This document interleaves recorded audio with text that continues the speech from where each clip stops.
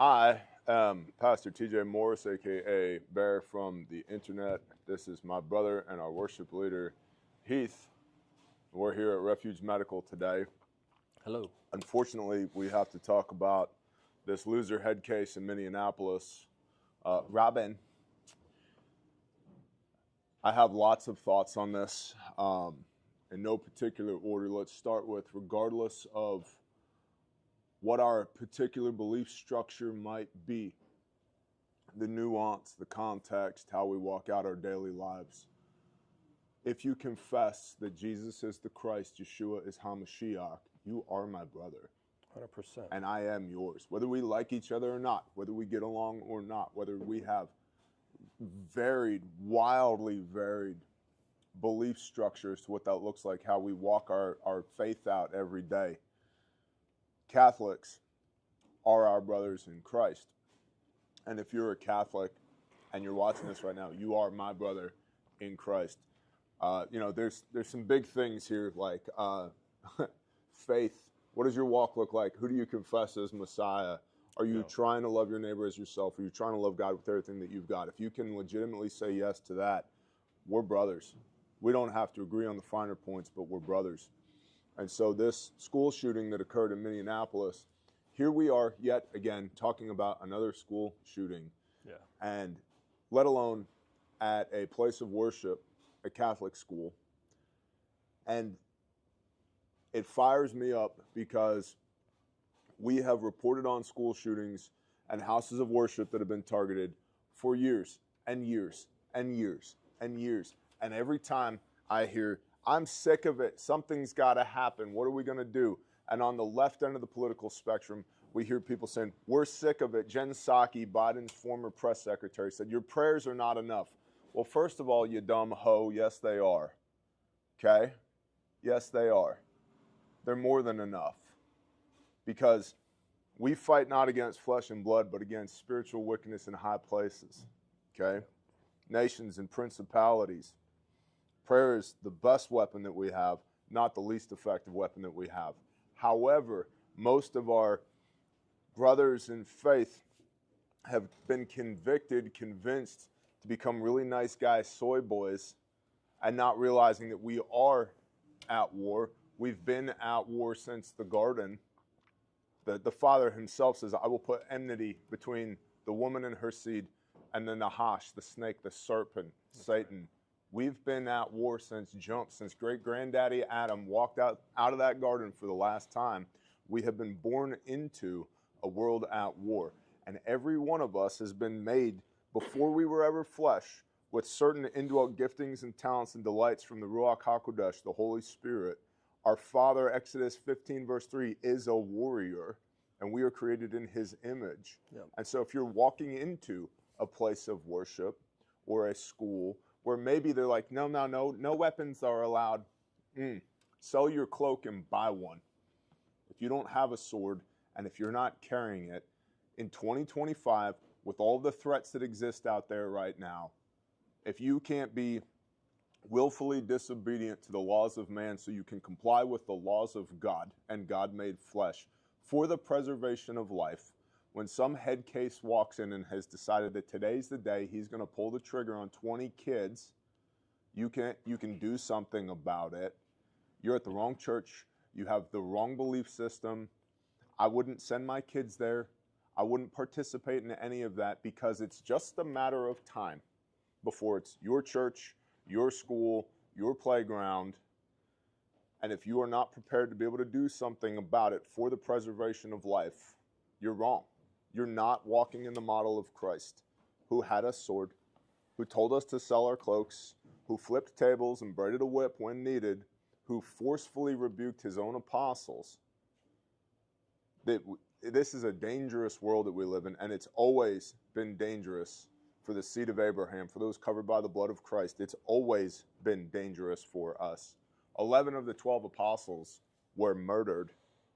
Christ himself was murdered by his own government.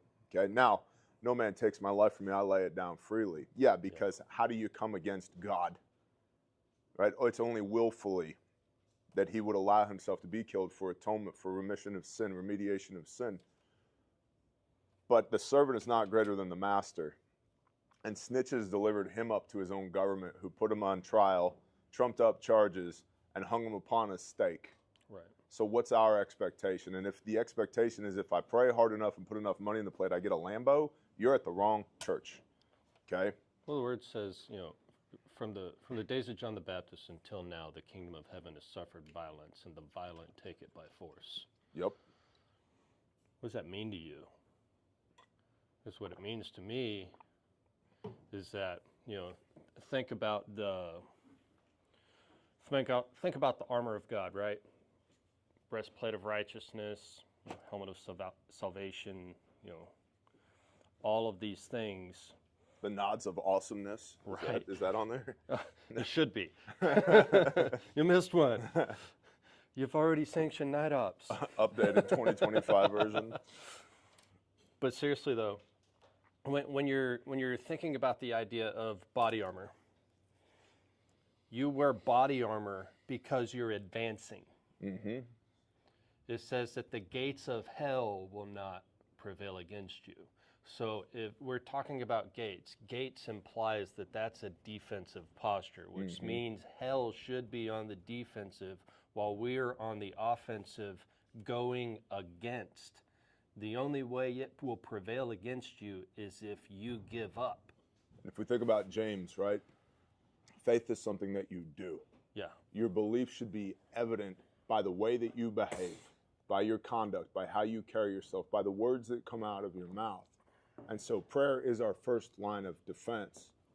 It's the first thing that we should do before we endeavor into doing anything, including going live on the internet. I prayed before we went live. Yeah. Father, give us the words to encourage our brothers in Christ, the men out there, the real men out there. But it doesn't end at prayer. Prayer should spur you to action. We walk with Messiah. Walk is a verb. It's what you do. Yep. It's not what you say. It's not what you talk about. It's not even what you pray about. It's the action that results from those things. Messiah says, behold, it comes swiftly to reward each man according to his works.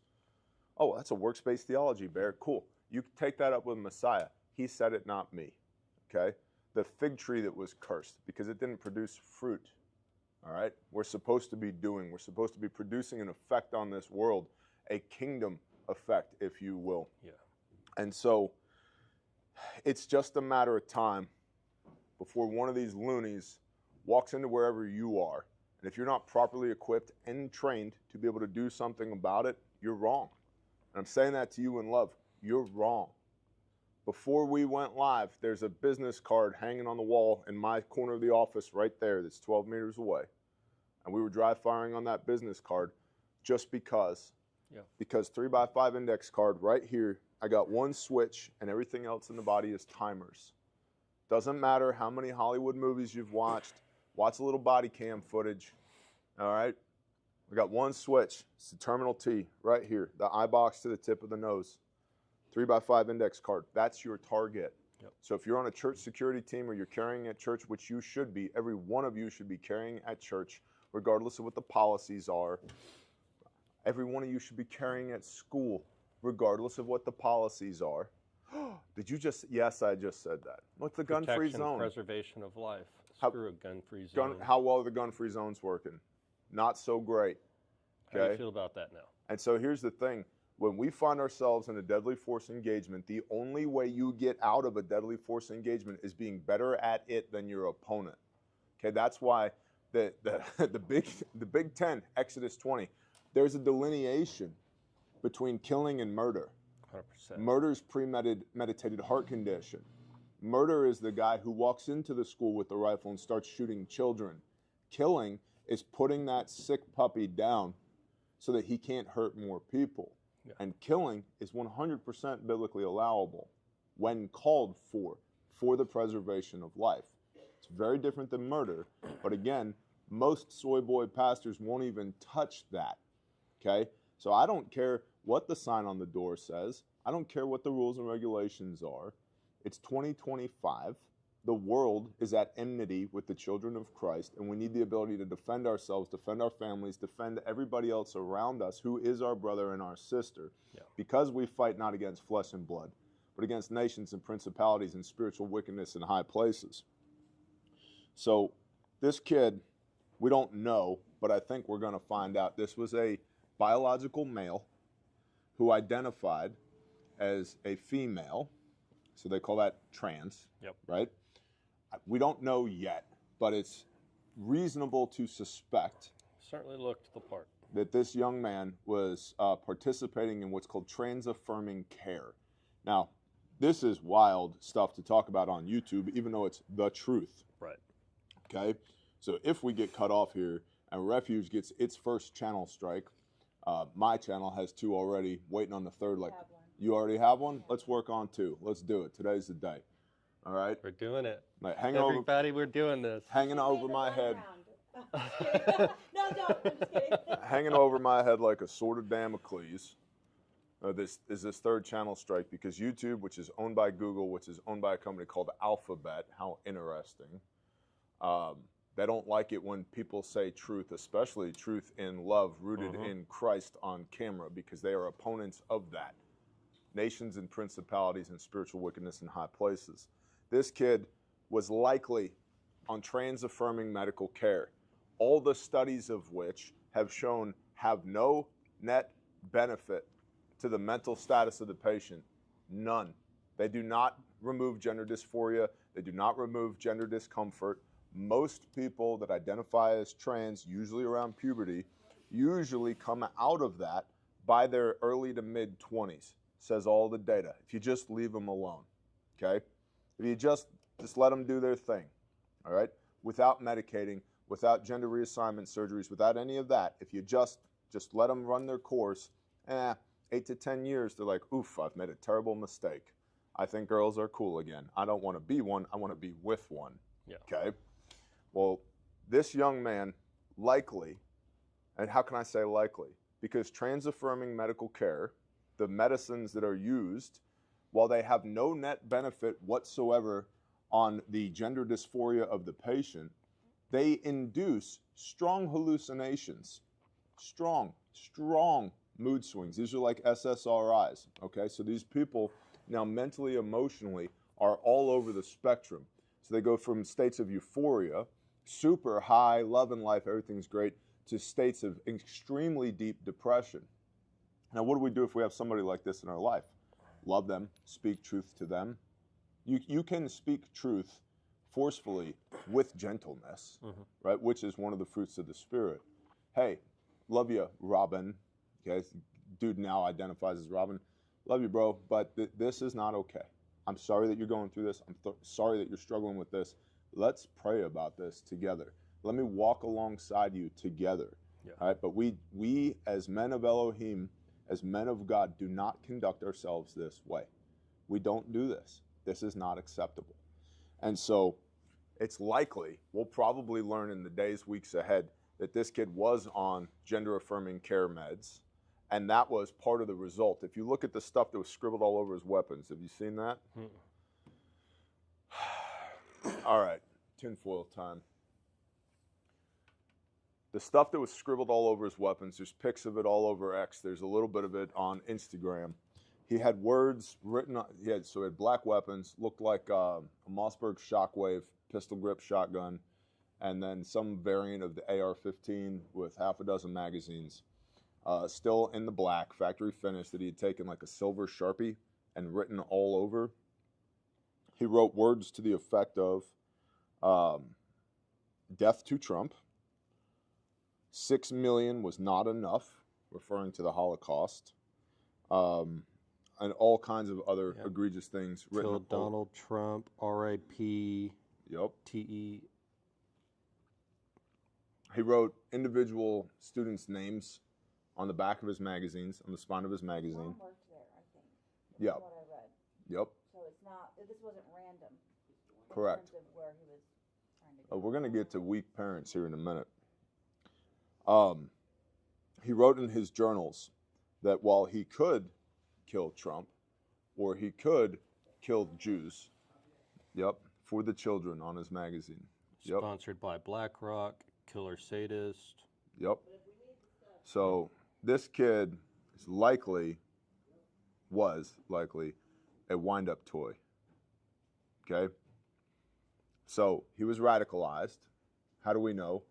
Gender-affirming care, gender identity disorder, radicalized, wind-up toy, writes this crap all over his gun, writes in his journal that he could have killed Trump, he could have killed Jews, but instead he decided that killing kids brings him the most joy, and quote, I do it to please myself. I do it because I am sick. All right. In his own words, he's sick. Couple of questions. If he's sick, and clearly he is, because you shall know them by their fruits, what do? Yeah.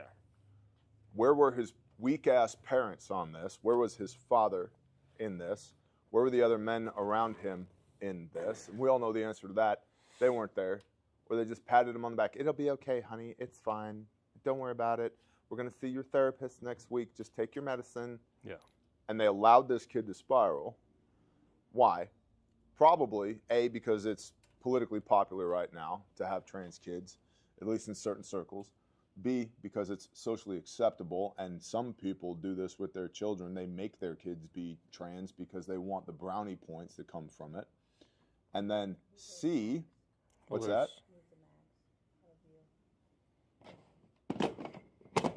These mags that are empty, these pieces of plastic? That's crazy. There's already a precedence set and established by the Catholic Church that kind of goes in the direction of unholy and unnatural nonsense. I'm just trying to police my words. Yep. But the So- precedence was just already there. Maybe the reason he went into that school is because he was harmed at that school.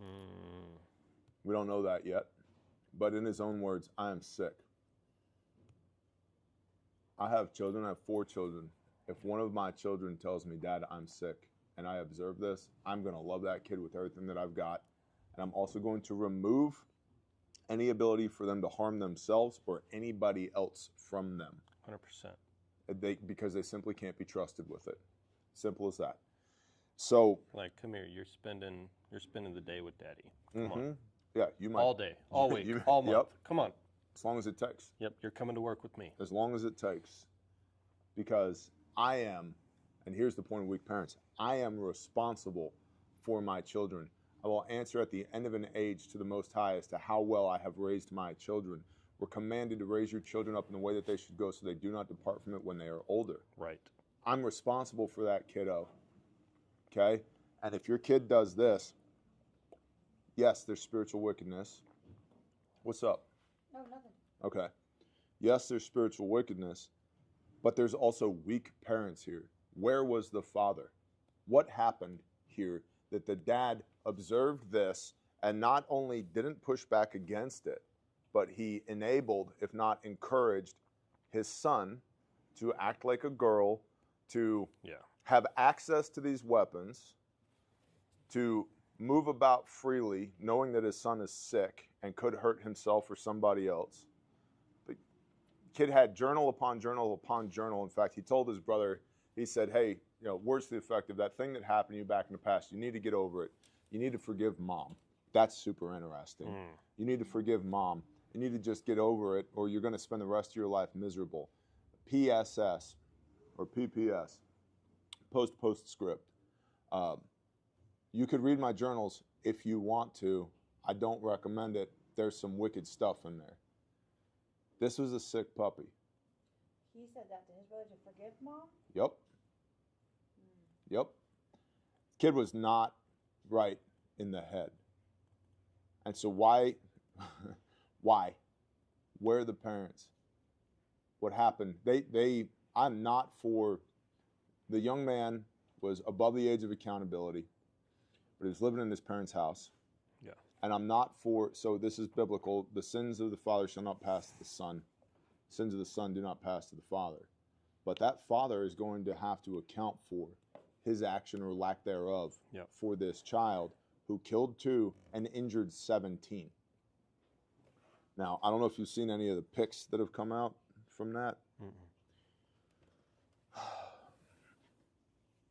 Where do I put a tourniquet, Heath? The appendages, On the over appendages. the arteries, brachial and femoral. Let me ask you a question. If you were shot right here in your left bicep, where would you put the tourniquet? Well, as high as I possibly could. You wouldn't put it down here? No. No. So tourniquets go in between the heart and the wound, 100%. right? Okay. Gentlemen, I know there's ladies in the chat too, but if we go to the biblical precedent of Deborah and Barak, if the women have to do the fighting, something is grossly wrong with the men. Yeah. Now, that being said, we are surrounded by badass women. We are blessed with a life full of badass women. Every one of them can shoot. Every one of them carries med. They've all had training. But if our wives are having to shoot people, it's because we are all dead. It's because there is not one man left breathing, okay? So it doesn't mean that they can't. They can. It means that they shouldn't have to. They're the last line of defense, not the first. So I'm speaking to the men now. Yeah. I should never have to expect my wife to do my job.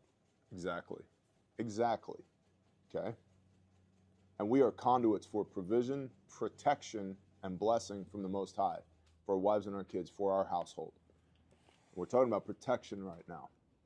If you don't know how to apply a tourniquet, and you put a tourniquet below the wound, that's unacceptable.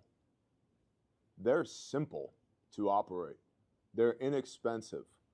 I don't know how many freaking videos we have done at Refuge over the last 4.5 years on how to apply a tourniquet. Yeah. Before Refuge existed on my channel, Bear Independent, I did 4 hours for free, the trauma medicine playlist, on the entirety of the March algorithm: massive bleeding, airway, respiratory, circulation, head injury, hypothermia, expose, evaluate, evacuate, elevate, free. But you didn't prioritize the time, you didn't watch it, you haven't trained, you don't possess the equipment, you're disinterested because you keep thinking it's never going to happen to you. But what when it does happen to you? Come here, Mike. What do you got to say? I was going to say, you want to talk about that kid from Slovakia that came back and taught him how to Scoot over. Stand here. Talk loud. Talk loud. Hold on. He's in between the mics now. Mike in between the mics. So yesterday there was a kid from Europe, Slovakia, never seen a tourniquet in his life. And we spent 45 minutes with him. Yeah. Showed him how to put on a tourniquet. He was amazed. He had no clue what it was for. So we're still sharing knowledge to someone from Europe who's visiting our country, doing some things. I just thought that was really cool to mention since you were talking about tourniquets. That's why I came over here. Yeah. Do we have students international going to be here tomorrow? 100%. One's, yep, sure do. Showing up tomorrow. Yep. From South America and Canada for this particular class. We've had students from Germany, from South Africa. We've had students from Southeast Asia. We've had students from Alaska.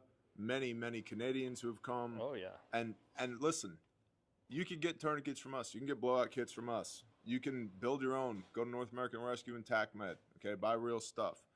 I'm not here to sell you something right now. I'm here to tell you, if you don't possess the equipment and, more importantly, the ability to use it, you're wrong. And the more you learn, the less equipment you need. And I'm confident in saying that nobody trains the way we do. You just can't find our training anywhere. I was on a webinar last night for my herbal class, and they teach a TECC portion, and one of the instructors said they show them how to use it, but they don't make their students. And I wanted to type in there so bad, why don't you make them put it on? It was kind of like a stop the bleed class. We just trained a department on the East Coast. 2 departments, a fire department and a police department. 90 patrolmen, patrol people, let me be inclusive, and about 35 firefighter, EMT/paramedic, who 4 months ago had taken TECC, Tactical Emergency Casualty Care, that's the civilian side, and every one of them, every one of the fire department had a shitty attitude because they didn't want to be there because they just took TECC 4 months ago. And they all died. And they had on average a 67% casualty rate. Yeah. With no pressure. Just apply a tourniquet. Abysmal. in under 2 minutes. And they're supposed to be professionals. And these are the people that are responding to your emergencies. Yep. That's right. When I was doing that on the bus, I had my own. I had 2 on me at all times because, as I told those guys, my tourniquet on the jump bag was in the center of the bag in a plastic wrapper, and I just thought that was dumb. They need to do better. Yeah, they need to do better. Yeah. And so expecting, just because we call 911, bless you, Mike, thank you. Expecting that just because we call 911 and the AMBO's coming and the cops are coming, that they're going to solve the problem, that is unrealistic. And by the way, law enforcement doesn't do medicine. Nope. They don't have the training for it. They don't have the SOPs for it. They don't have the qualified immunity for it, generally speaking. And if they do medicine, it should be to only themselves, quite realistically. Law enforcement. Law enforcement's job is to take the hot zone and turn it into a warm zone so that TEMS, tactical EMS, can operate in the warm zone, or turn it into a cool zone so that traditional EMS can operate inside of it. That's right. Law enforcement's job in an active shooter situation is to neutralize the threat, not to render aid. Yep. Okay, and however long it takes to neutralize that threat is time that is ticking by where our casualties are turning into corpses. We have a 4-minute problem, whether it's bleeding or airway. And if it's on yourself, it's really a 2-minute problem when it comes to bleeding, because of the rate at which you lose blood from arterial bleeds. Because your level of consciousness at 2 minutes is going to be so low and or non-existent that you're not going to be able to render self-aid. Which means, from a TRIC standpoint, if you're on a church security team, tactical combat casualty care, the care management plan for care under fire, phase 1 of TRIC is return fire, neutralize the threat. Yep. Take them down. So I got 2 minutes to neutralize that threat, which goes back to switches and timers. Okay, I got one switch in the center of the forehead, the eye box to the tip of the nose, called the terminal T. I got one switch, and everything else is a timer, because everything else is a hydraulic system predicated on leaking enough blood out of the bad guy that they lose consciousness first, which means you got to be able to make hits. It's the size of this phone. So That's your terminal T. I've got 2 minutes to neutralize the threat, render self-aid, and move from care under fire to tactical field care, phase 2 of TRIC, which is also when I begin phase 3, which is TACAVAC, which for the civilian side is going to be call 911 and get AMBOs started here now, but law enforcement first. And so when law enforcement arrives, their job is to take a hot zone where bullets are still flying, where bad stuff is still happening, from a hot zone to at least a warm zone that maybe in your jurisdiction you might have TEMS, tactical EMS, which are medics that have plate carriers that go in behind law enforcement. If you don't have that, then it's got to be a cool zone first. If you remember back to the Uvalde shooting, remember that? And the Uvalde Sheriff's Department, rightfully so, got a ration of shit, and they should continue to, because their SOPs were garbage, and they delayed and they delayed and they delayed going in and turning the hot zone into a cool zone so EMS could operate. What does this mean for you? You have to be able to render aid. You have to be able to press pause on the clock. That 4-minute problem, that's a 2-minute problem if it's me, or if I'm really concerned about my patient's survivability, because at 2 minutes on ephemeral bleed, that's 50% of blood loss, which is irreversible hypovolemic shock. Yep. Bunch of big words. 2 minutes. So when was the last time you drilled shooting the terminal T at whatever the longest distance is in your school or your church, putting hits on the terminal T, index cards, boom, boom, boom, boom, boom, boom, set up 3 index cards, 2 hits on each one, render self-aid, say TQ to the leg, and then move into care under fire while simulating calling 911. 2-minute stopwatch, go. You're going to find it's not near as easy as you think it is. Nope. And if you can't make hits on your target, my church security guys, my bros at church who are concealed carrying, good for you. If you can't make hits on that target, you're making the problem worse, because now you're shooting people that don't need to get shot. You're shooting innocent bystanders and good guys, not bad guys. So it's not enough to have your gun on you, and I shoot a box of ammo every 6 months at the range, slow fire from behind the plastic divider at the range. It's not enough. You got to be able to make hits under stress, which goes back to what Heath was talking about. I don't know, and I wish that I did. I don't know another organization that is training the way that we train here, with stress-induced, scenario-based training for civilians, let alone law enforcement, EMS, fire, and DOD personnel, Yeah. but for civilians, because you need to know how you're going to act when there's shit in your shorts. You have to know, you need the automaticity to be able to do the thing, render aid, get off the X, begin patient care in second phase T-TRI-C while elevating third phase T-TRI-C all at the same time. And everybody else on your team needs to know how to do it too. And I got to know how Heath is going to act when there's a problem. He's got to know how I'm going to act when there's a problem. And if we introduce Terry into the mix as well, we all got to know how to operate together, which means training. It's not enough to show up on Sunday morning or Friday evening or Wednesday night Bible study with your stuff on you if you don't know how to use it. Yep. Which is where if he Fired knows up I've today. got a weakness, he can help cover that weakness and vice versa. You're like, hey man, you know, it's high stress situation. Make sure you're breathing. Make sure you're breathing. Right? You know. Well, and commo, 90% of commo is nonverbal. Yeah. See this trained in LEO. They have to give verbal commands to the suspect, but they're giving verbal commands to each other as well. Yeah. No, just look. Use your eyeballs. Move your eyeballs around and scan. Because if Heath is pieing around this door and then he starts shooting, that tells me there's something that needs to get shot over there. Yeah. Heath doesn't have to tell me, hey man, I'm going to try and shoot this bad guy over here. I know.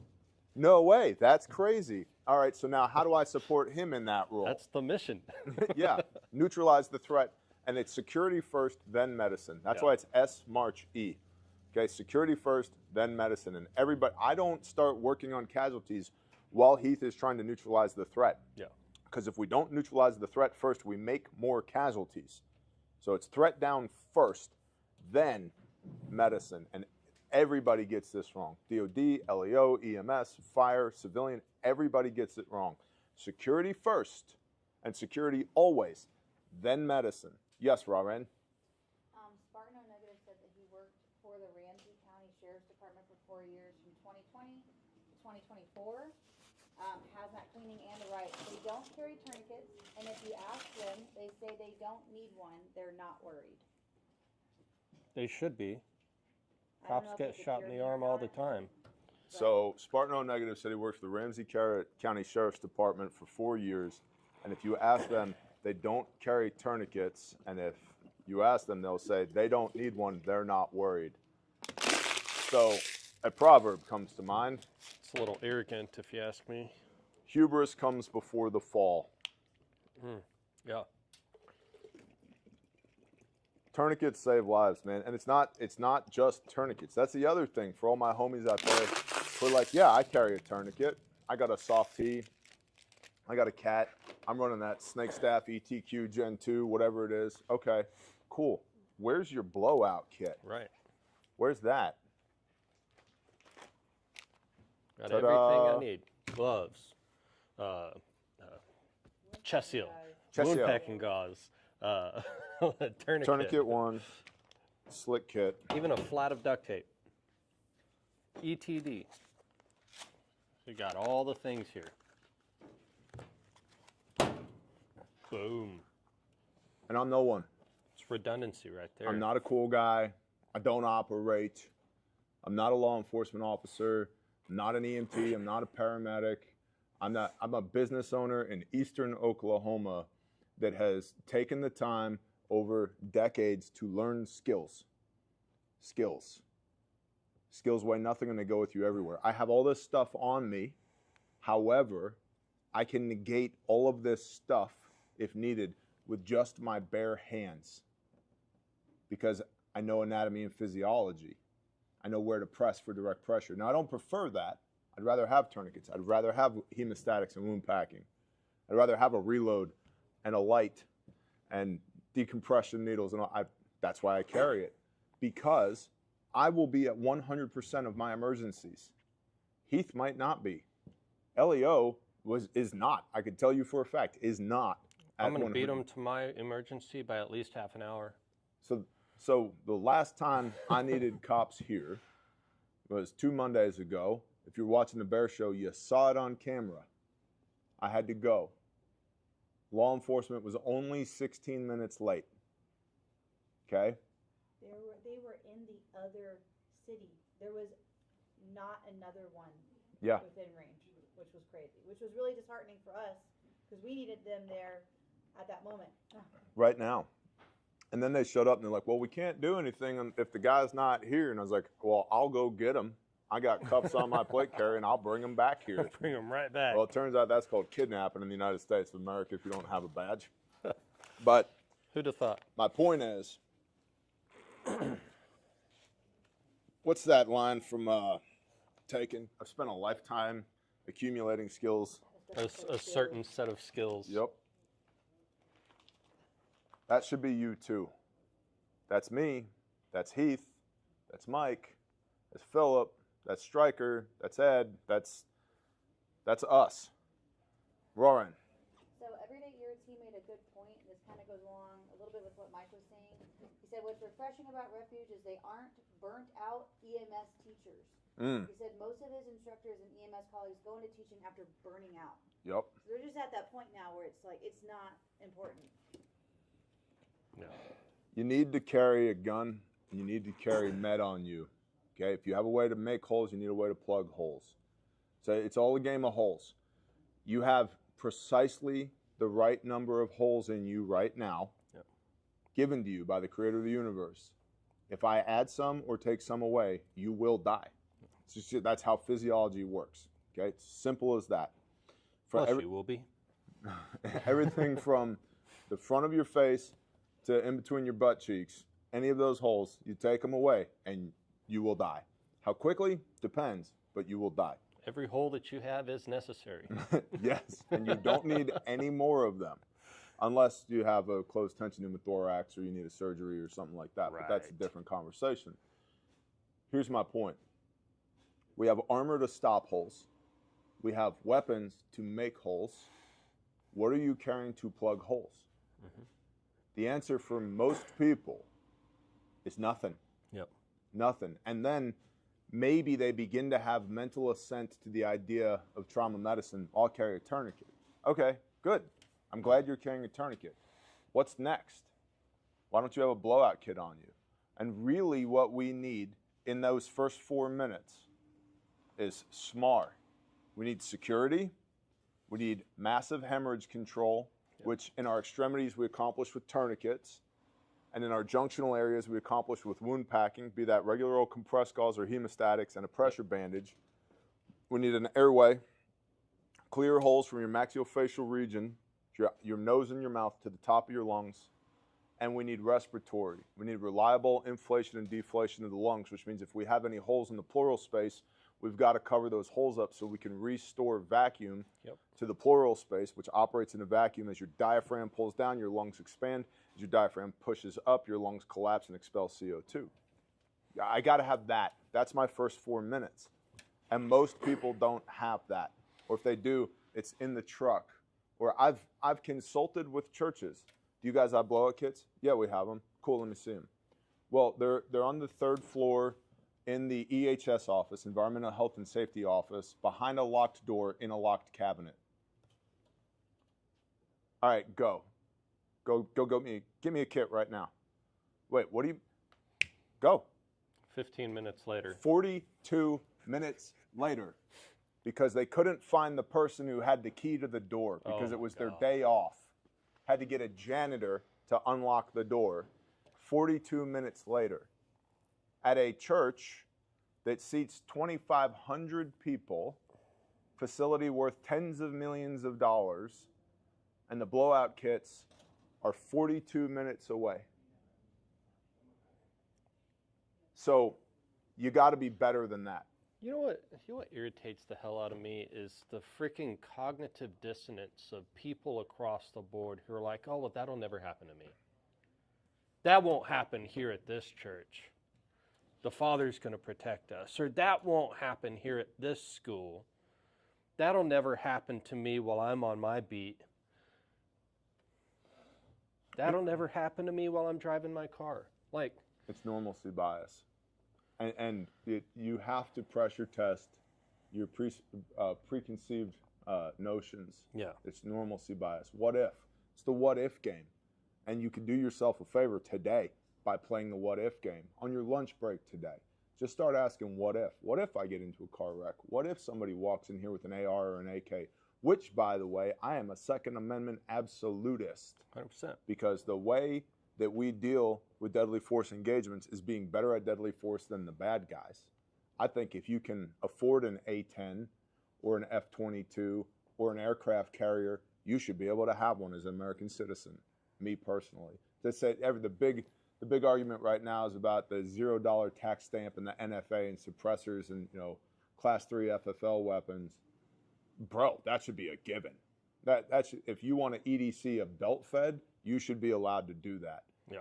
But you got to play the what if game. What if somebody walks in here with an AK or an AR and starts shooting? They've got a pistol in their waistband and they just start shooting. What do I do?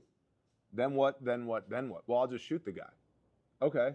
Where? Where are you going to shoot the guy? Phase 1 for care under fire begins with return returning fire. How good is your tap rack bang drill? Can you reholster under stress? Oh yeah, I'm good. Can you reholster under stress on the ground behind cover? What is your plan to restrain somebody? How are you going to restrain them? And what position are you going to restrain them? Yeah. Ideally, face down with their hands behind their back because you take away as much mobility away from them as possible. Mm-hmm. Okay? If you put them seated on their butt with their back against the wall, you gave them something to push against the wall with the largest muscle group in their body, their quads. So now you have a mobile threat that's now moving about. Oh, and by the way, did you search the person? Do you know how to search somebody? Because they could have a, I don't know, cuff key on them. Okay? So what are you going to do? What if, what if, what if, what if, what if? And go down that rabbit hole. Spend your lunch break today going down that rabbit hole, and you'll realize, yeah, we have blowout kits. They're 42 minutes away behind 2 locked doors. So you don't have them. If you can't lay your hands on it right now, you don't have it because you will be at 100% of your emergencies, and you have a 4-minute problem. Max 4 minutes. And when I say 4 minutes, patient survivability goes down with every tick of that second hand. If I solve this problem in a minute, patient survivability is good. Yep. If I solve it in 4 minutes, we're probably buying flowers for a funeral, if I'm being honest. Well, I got a tourniquet on him. I was able to pack the wound. I got a chest seal on him. Yeah, 4 minutes. At 4 minutes. The real benchmark is 2 minutes. TQ application, self-aid to the arms, 15 seconds. Self-aid to the leg is 30 seconds. So can you put a threat down, throw a TQ on your leg, make sure that that threat is then neutralized, restrained, face down, hands behind their back, searched, and then begin care under fire. We'll move from care under fire to tactical field care, which is when aid bags come out, and begin the elevation process, calling in 911, knowing where you are, what part of the building you're in, giving an accurate description of what the situation on the ground is, including what you're wearing and the fact that you're one of the good guys because you shots fired too, to start law enforcement to your position so they can take a hot zone to a cool zone so that EMS that's stationed out in the parking lot or across the street can then come in and do their job. Can you do all that in under 2 minutes? And if the answer is no, drill it. Because you talk about a 2-minute problem. Yes, it is a legitimate 2-minute problem, but really at a minute and a half, you begin to enter into the stages of compensatory and decompensatory hypovolemic shock. Hypovolemic shock, which means your body does not have enough volume of blood to be able to maintain function and push oxygen to the brain, which means you black out. Yep. You're coming in and out of consciousness. So that's a problem. It's a problem. Lauren, you had your hand up? Oh, there's that moment of, this can't be happening, and I think PJ talks about that in the women's self-defense class. Like, this can't be happening. This isn't real. You can't even enter that moment. You have to skip over that and move past that because that little bit of you freezing could cost you. That's another thing that Pastor Joe says. True. I love our pastor, former Special Forces, He's so Pastor good, Joe man. Fox, Viking Preparedness in Shofar Mountain. And he has trained, I don't know how many hundreds of us for free over the last decade because he cares about his people. Another thing that Pastor Joe says is contemplate the unthinkable. do yourself a favor and contemplate the unthinkable. That would never happen. Well, it is happening. It's happening right now. What are you going to do about it? Which goes back to James, faith is what you do.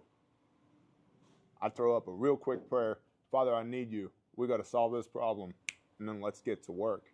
And it's all the automaticity that comes with that, and having the tools on your person to be able to solve this problem appropriately in as short a period of time as possible. And I'll tell you guys this. Years ago, when I first started training this stuff, I was a hot mess. I was a hot mess. Couldn't shoot, couldn't do medicine, couldn't move, couldn't communicate, couldn't do any of that. And I sucked.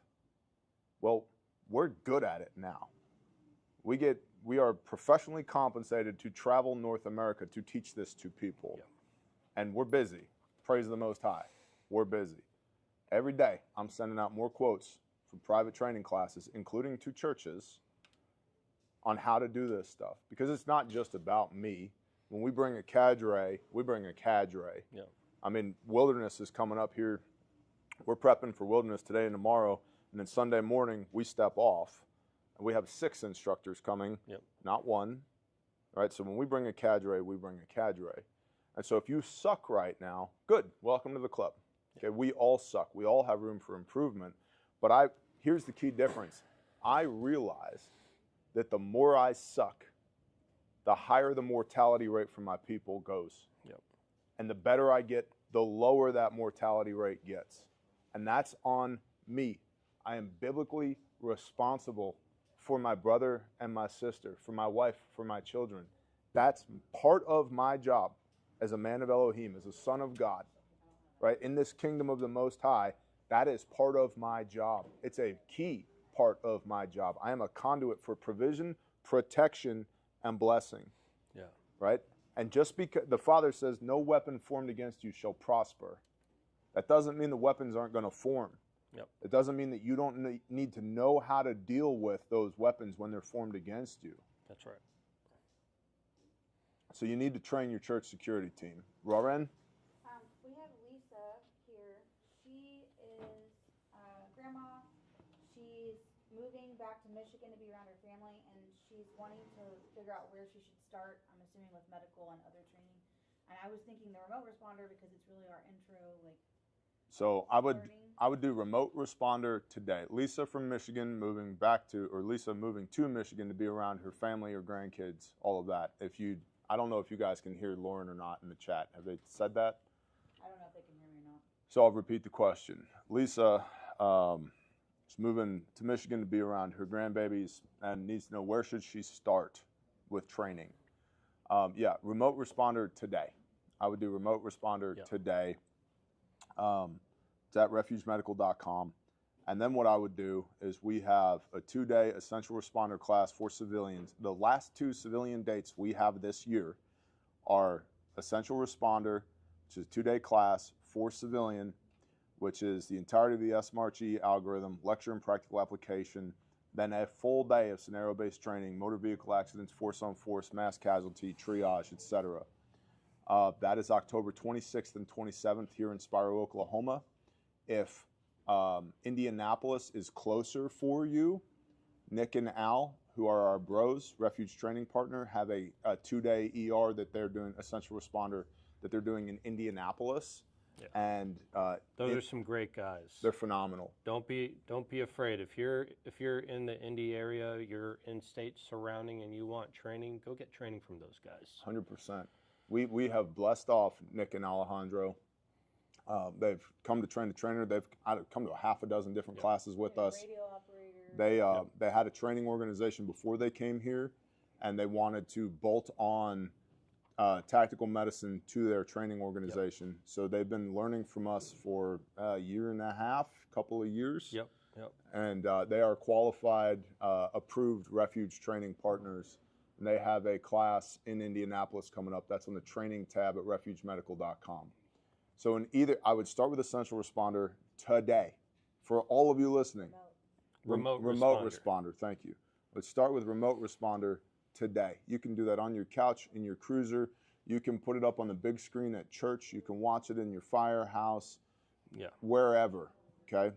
You can watch it on your lunch break today. It's about 2 hours long, so maybe do half today, half tomorrow. And they can use Labor 20 to get it 20% off. Yeah, well, Labor 20 as well. Now through Labor Day, gets you 20% off everything in the store. But I would start with the remote responder today. And then I would come to class, whether that's in Indianapolis with Nick and Al, or it's here in Spiro, Oklahoma with me and Heath and Mike and Fripp and David. Come to class on the medical side and understand we will give you the skills. You will develop the skills while you are here for massive bleeding, airway, respiratory, circulation, head injury, hypothermia, everything else while you're here. And we will make you do it under stress. That's the first inch of the tip of the iceberg. And there are more and deeper curriculums that we have as well. But everybody should start there. Yeah. We need to know how to do that stuff, how to solve these 4-minute problems that we have. From a firearm standpoint, if you've never shot a gun in your life, never, you know, or I did, but it was a rifle with my daddy 40 years ago. Okay, you don't know how to use a pistol. The first thing I would do is whatever your state's protocol is for concealed carry, I would do that. Yep. I would go into the gun store and literally just pick up guns until you find one that fits your hands, okay? And everybody argues ballistics on handguns. Is it 9mm? Is it 40? Is it 45? What about 380? What do you think about 10mm? I think they all suck. And I'm carrying a 9mm right now. Compared to a rifle, man, I want the rifle all day. Because I've got maybe 500 foot-pounds of energy out of a pistol. Yep. Maybe. And I'm carrying 147 grain jacketed hollow points at 9mm, and I love them. Which isn't a slouch. No, they're plus P. They're phenomenal rounds. Yep. FreedomMunitions.com. Big fan. Okay, with the XDEF bullets in them. How do I know? We do live flesh training. Okay, I've shot a lot of animals with this exact round. I know what it does to flesh. How could you do that? They're mine and I eat them, so get over it. Okay, but I got maybe 500 foot-pounds of energy, maybe, on a pistol. I've got 2,000 on a 5.56 AR. I've got 4,000 on a 7.62 platform. Yep. Okay, and on up from there. 9mm or double-aught buckshot. Same as getting shot with a 9mm 9 times per round. Okay, so if I've got 6 rounds of buckshot in my shotgun, that's 54 rounds of 9mm in about 2.5 seconds. Yeah. Okay, but I would begin with pistol, knowing that the reason we have a pistol is to fight our way to the rifle that we should have never set down in the first place. But it's really unpopular in today's day and age, although I'd love to see it make a comeback for people to be walking around with assault rifles on their backs. Big fan of that. So find a concealed carry program in whatever state that you're in. Sign up for that. Go to the gun store. Pick up every gun until you find one that fits your hands. Because if it fits your hands, you'll be able to shoot it. I don't care if it's a Glock variant or Smith & Wesson M&P 2.0 or Smith's got a bunch of the little Smith & Wesson EZ 380s and 9mm. Yep. Ruger, Beretta, I don't care. I don't care what it is. Find one that fits your hands and that you have natural sight alignment with. When you bring it up to your eye, the sights are just there. Yep. You're not having to do one of these, okay? That when you present the weapon, you front sight, click, front sight, click, front sight, click. It's just there, okay? That one. That's the one, whatever it is. Anywhere between 380 and 10mm, don't care. Just get one. Then get your CHL, Concealed Handgun License, which is a joke when it comes to shooting ability, okay? Yeah. I hear all the time from people, it's like, oh, I got my CHL, I'm good to go. You shot a movie poster-sized target between 3 and 7 yards that wasn't moving, and you weren't under stress, and it was here in Oklahoma, it's a total of 50 rounds. Yep. When I took it with some of my guys, it was cool. The guy that we took it from was a former SWAT cop. He'd been a SWAT cop for like 20 plus years, and so we go through the first magazine of ammunition. He goes, "Oh, you guys can shoot." He goes, "All right, let's just bang the rest of this out." And it's supposed to be like a 35, 40-minute course of fire. We did it in 5 minutes. right? From as far as we are from the Yep. camera, Yep. from 3 yards back to 7 yards.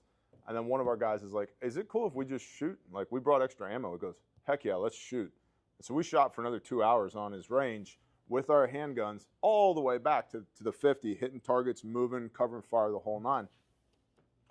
So just because you have a CHL doesn't mean you can shoot. No. So then I would find a Pistol 1 class.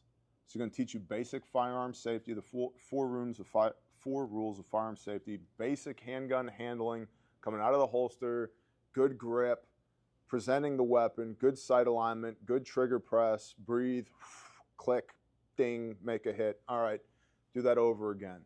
And you're going to do, depending on the class, 350 to 500 rounds of that.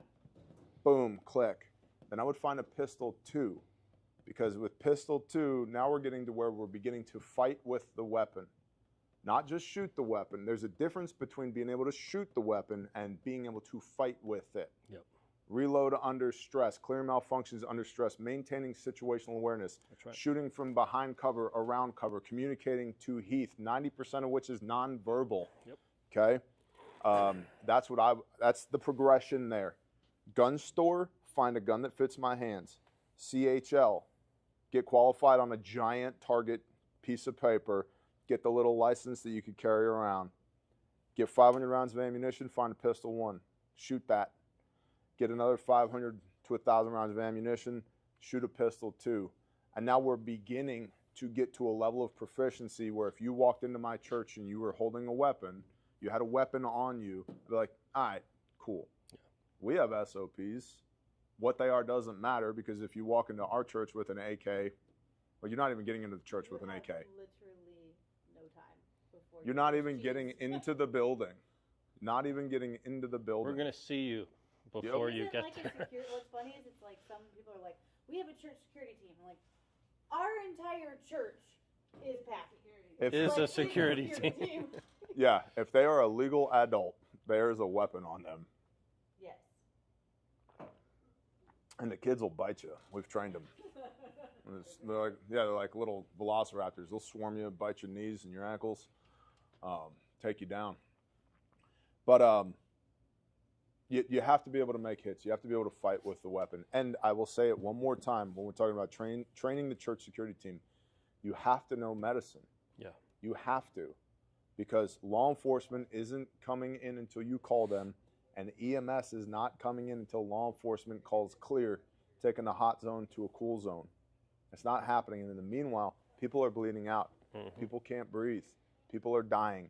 And your kits need to be on you at the point of injury, not 42 minutes away behind a locked door.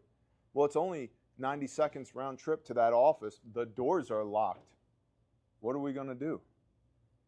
Okay, they have to be on you. Yes, Lauren.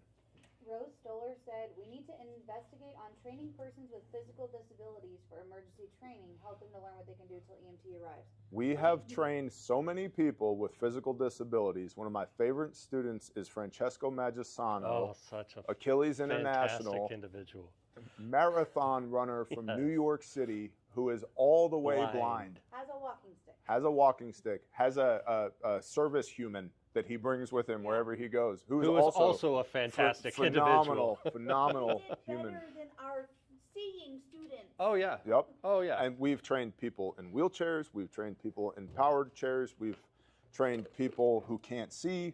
We've trained people who are missing a hand or an arm. We've trained people who are missing legs. We've trained deaf people. We train, okay? You fight with what you brought. And I'm not in charge of what you brought. You are. Yep. Okay, so if you're differently abled, if life or the Father has given you a different set of abilities than I have, so be it. I have 19 bad vertebrae in my back. 19.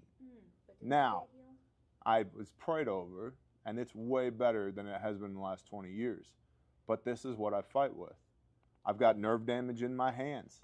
Hips and knees aren't great. All right, this is what I got. This is what I fight with what I brought. We've trained individuals with prosthetics. Yep.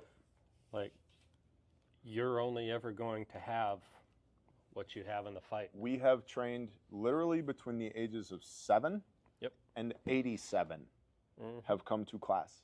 Literally 7 to 87. How And long is a everything in generation? between. 70 years, 80 if by strength. Okay? So we've trained children to our gray-haired, gray-bearded elders, because you fight with what you brought.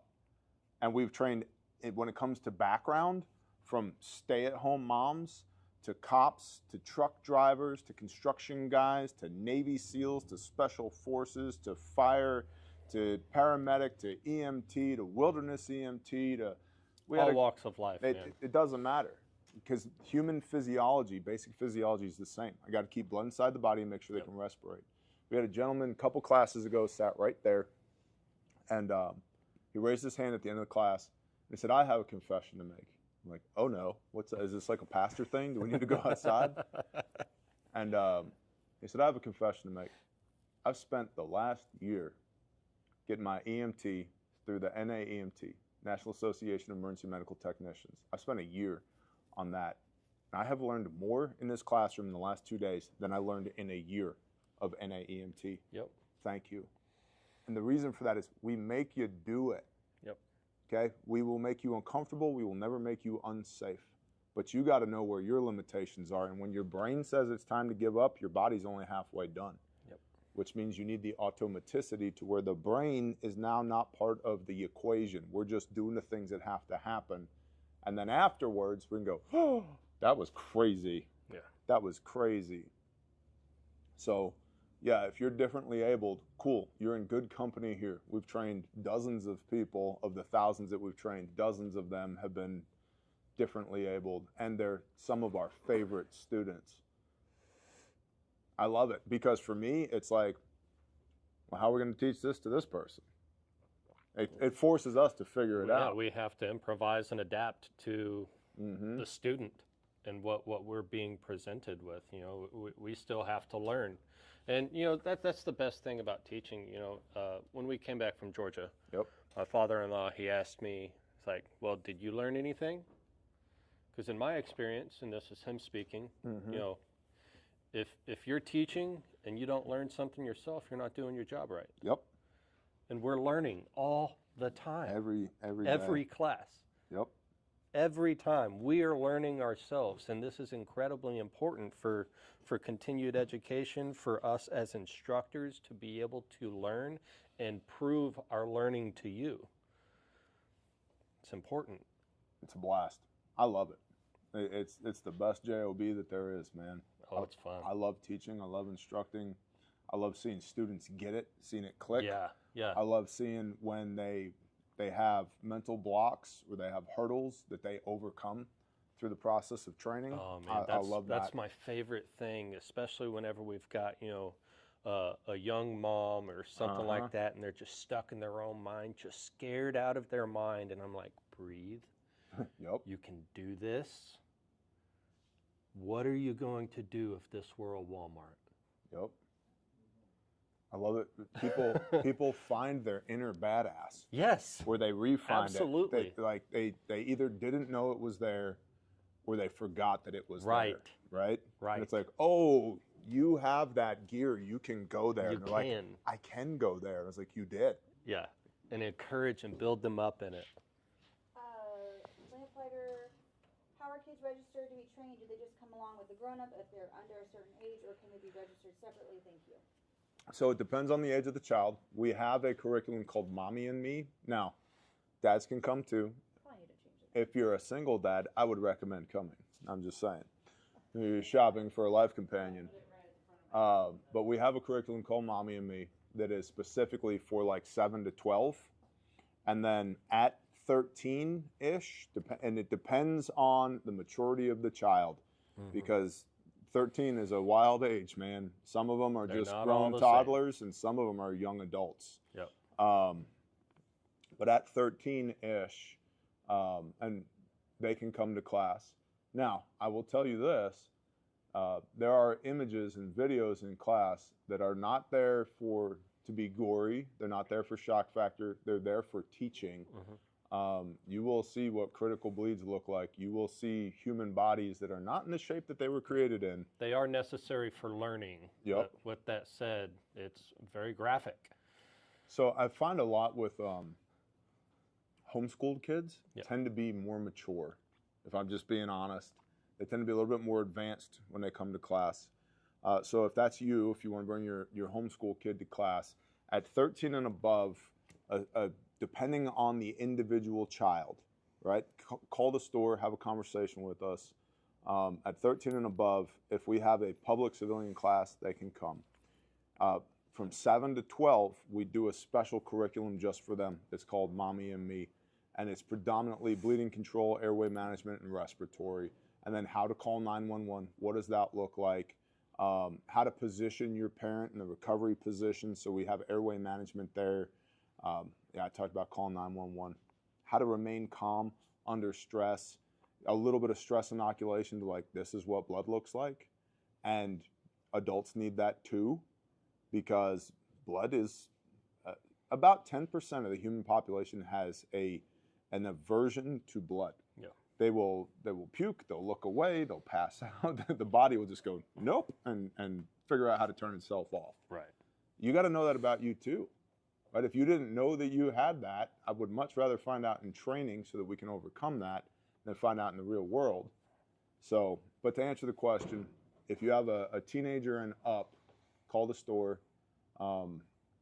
It's based upon maturity and your ability to be honest with yourself and with us about how advanced your child is.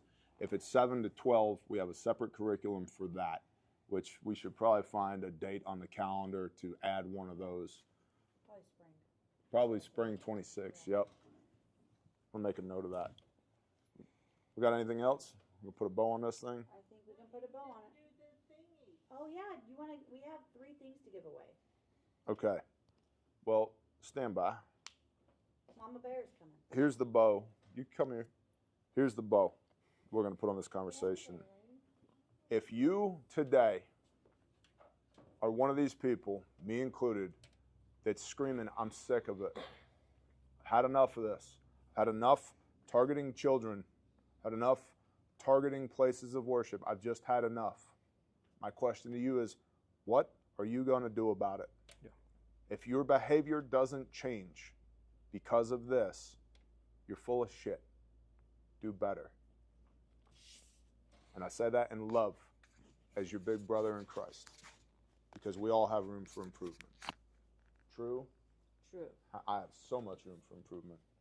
Come here, So beautiful. much. Come here, beautiful. Tell the people who you are. He said it first. Before we hop off too, we have a prayer request that we can do at the end. Okay. Okay.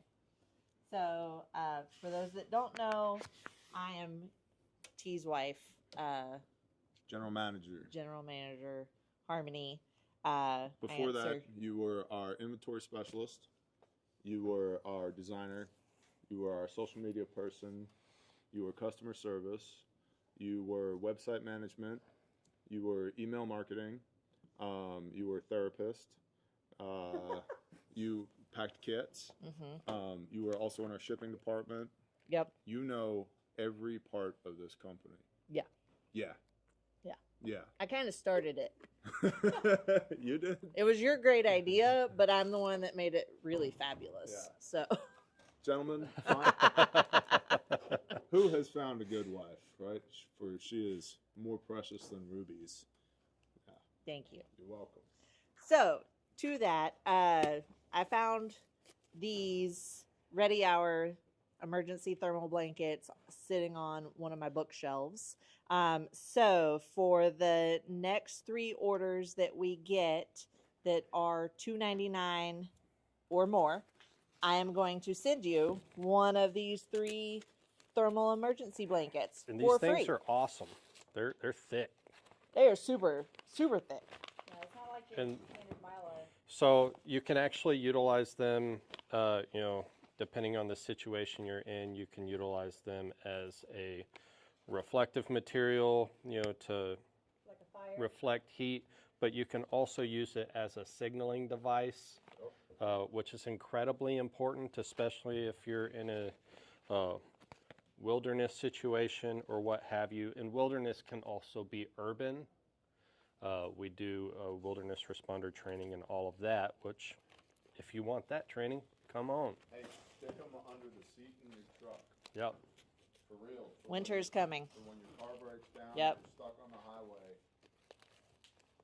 But these are really high quality, fantastic pieces of kit that she's being gracious enough to give to whomever gets, what is it? $2.99 or more.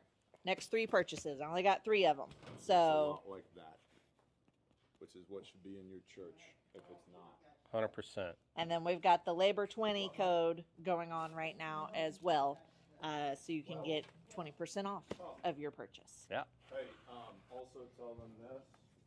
We went from inventory 125 to 12. To 12 That yesterday. on our chipper patches. Yeah, it was, On there the- were a lot of dings going on yesterday. Yeah. Like, what was it, a chipper patch? This is still my favorite patch. Those don't stick around. They don't I told stick them around. They yesterday. come in and they're gone. We're down to 12. And they If you come- want one, get one. They come with the backing, so you can attach it Yep.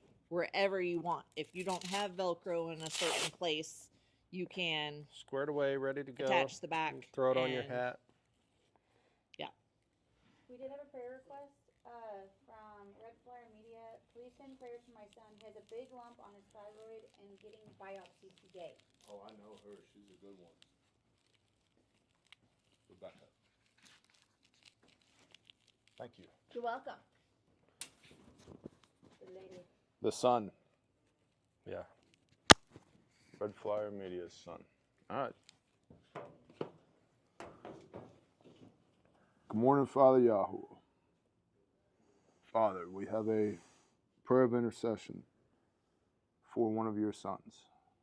Father, I pray that the biopsy would go well, that whatever your will is, that it would be done, that you would be with all the medical professionals, that they would operate in competency led by your Spirit, and that you would give comfort and peace that surpasses all understanding to the family and to your son in this time, that we would remember to fear nothing but you, and that no weapon formed against us shall prosper. Father, you are the author of life, and you are sovereign over our health. And so we ask that there would be healing, that there would be miraculous healing here that is literally inexplicable to the medical community as a witness and testimony as to how good you are, how much you love your children, and how powerful you are.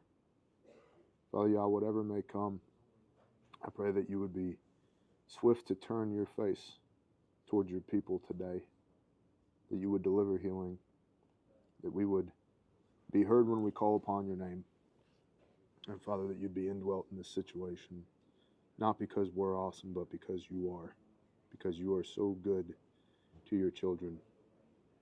Father, let us remember today how much you love every one of us, how precious we are in your eyes, that we were created for a purpose, and for a time such as this. I pray that you give us wisdom and discernment by your Spirit, that you would allow us to operate in meekness, Father, and that you would continue to walk after us as we walk after you. Thank you for the atoning sacrifice of Messiah, by whose stripes we were healed. We love you, and we praise you. In Yeshua's name, amen. Amen.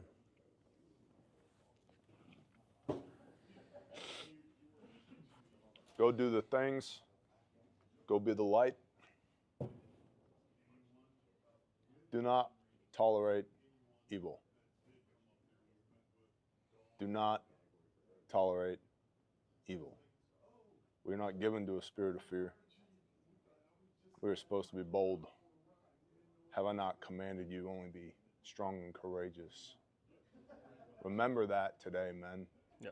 Because the world would like nothing more than to see your head on a spike. Nope. Not on my watch. Share the show with somebody you love. That's how it grows. If you need anything from us, if we can serve you in any way, refugemedical.com. Shoot us an email. Call the store. The number's right there on the contact page. Talk to one of us on the phone. No phone tree. No, for Espanol, o prima dos. There's none of that.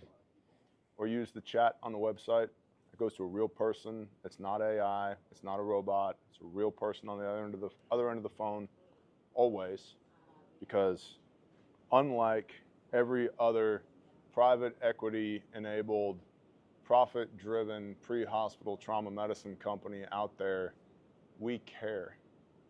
My goal is to get you home again at the end of the day.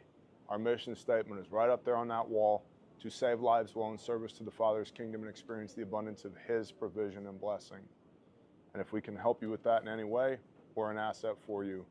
Don't hesitate to reach out. Y'all be safe out there, and we'll see you when we see you. Shalom.